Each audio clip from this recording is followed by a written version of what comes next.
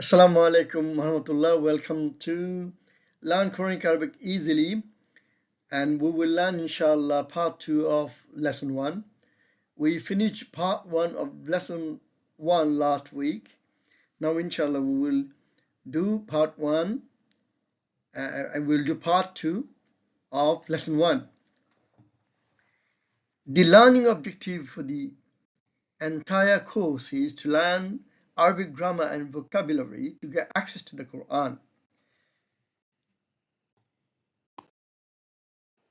In entry level 1, what shall you learn?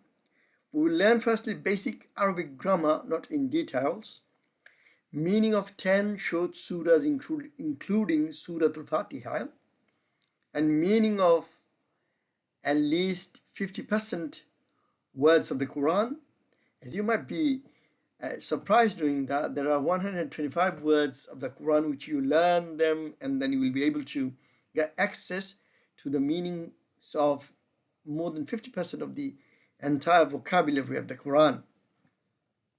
Because there are 77,800 words in the Quran, and these 125 words have been repeated more than 40,000 times. It means you'll be able to get access to the Quran more than 50% by learning these 125 words. Today's lesson plan. We covered in our last session importance of learning Quranic Arabic. Just to tell you very briefly, there are more than 10 ayah in the Quran where Allah subhanahu wa ta'ala emphasizes on understanding the Quran through Arabic. Like I said in Surah Yusuf verse 2, Inna anzalnahu Qur'anan Arabiyyan la'allakum ta'qilun. Verily, we have revealed it, this Quran, in Arabic so that you can use your intellect. You can have your aql. So you can use your intelligence.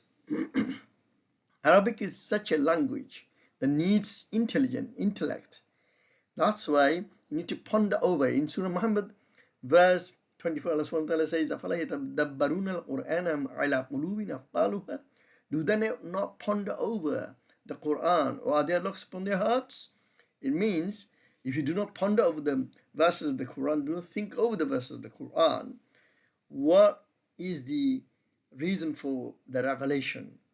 Why should I know that? How can I apply that? If you know all these things, that means you're pondering over the verse of the Quran. If you do not do, Allah say that you have your heart locked. Now, if you go to the Nahu, we will learn, which we will learn to the Nahu, and then we will learn Arabic passive speech, Ism, Fi'il, and Haraf. We've learned the features of Ism in last lesson. Inshallah, we will learn more about Fi'il and Haraf. Afterwards, inshallah, we will learn number, gender, and person. After that, we will learn 10 verbs from the Quran. We will end the session with the reflections from the Quran. Hope, inshallah, you will be patient throughout so you can benefit well. And definitely do not forget to sit with your pen and papers. Okay? You need a full concentration to be able to understand and learn and benefit from this session. An-Nahu. What is Nahu? Nahu is the subject that deals with the sentences, how to construct sentences, how to form words and sentences to be able to apply them in your reading and writing, especially formal reading and writing.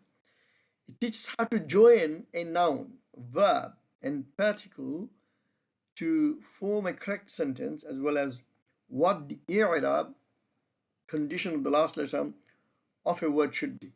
I'rab, it means the last letter's haraka. Let me give you an example. Say fa'ala.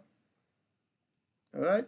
So fa'ala, as you can see, the last haraka is fatha. then we call it mansub.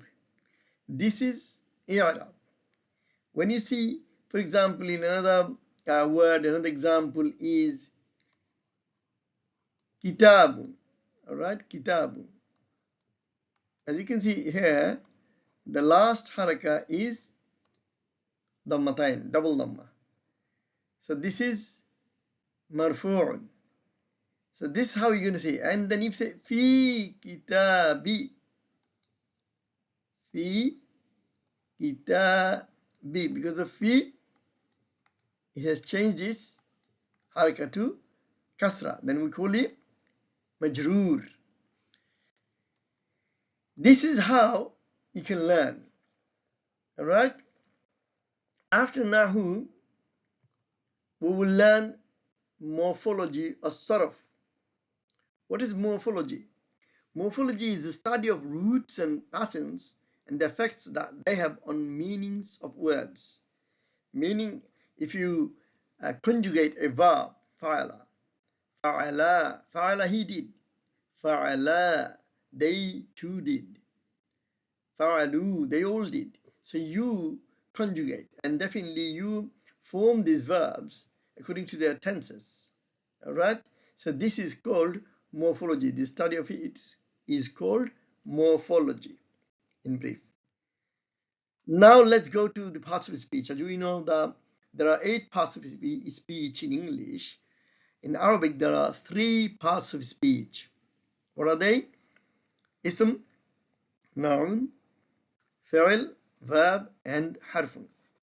We've learned last week the features of ism.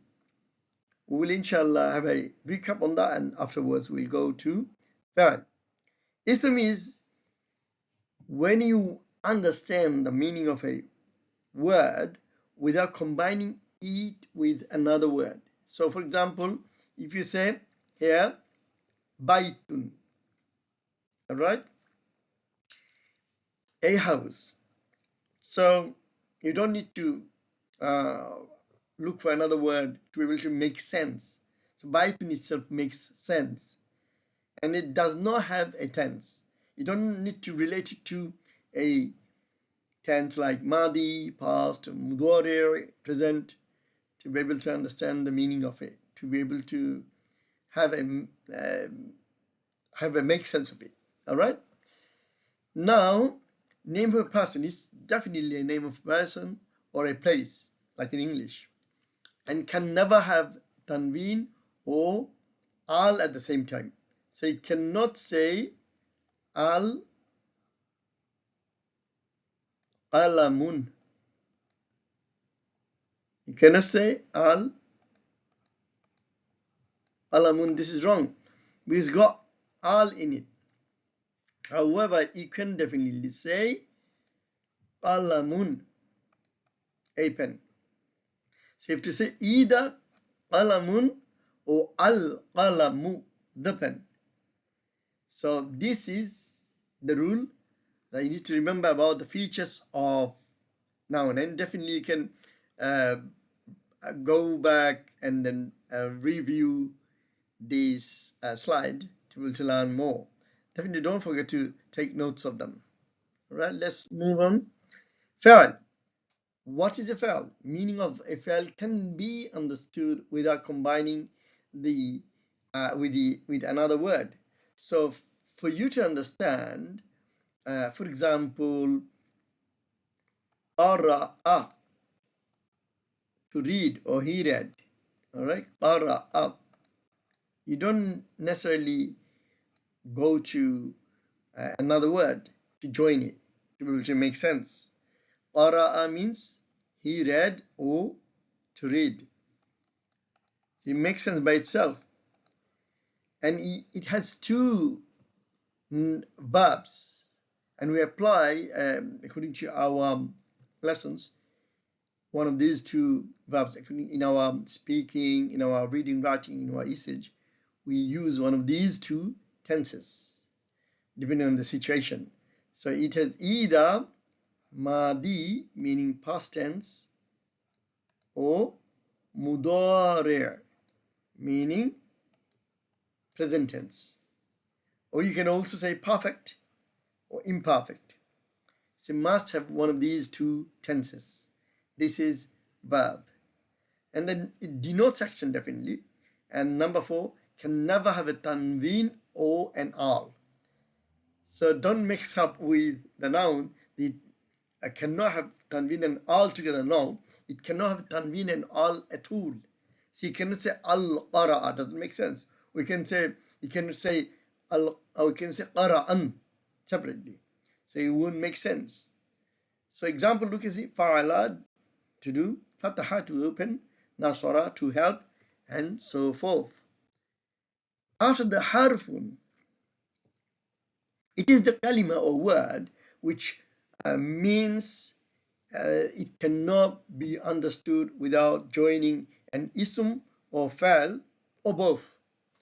So if you just say ala, which means on, then on what? The question automatically comes, on what? Yes, on should be a book. Ala al-kitabi.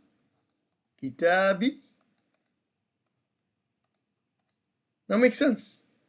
On the book. All right. So without using another word, combining another word, it doesn't make sense by itself.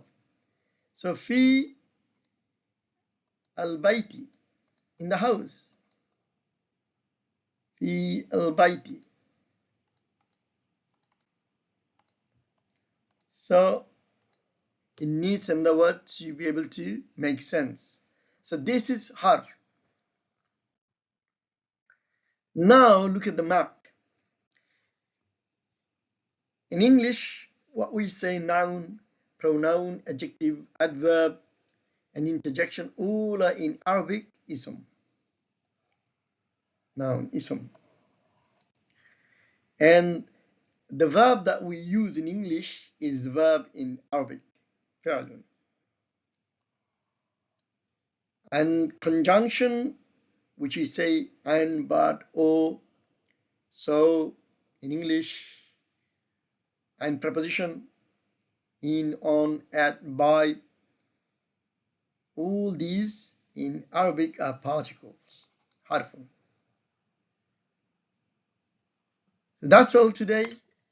I hope you keep enjoying the videos. Do not forget to subscribe and share the videos.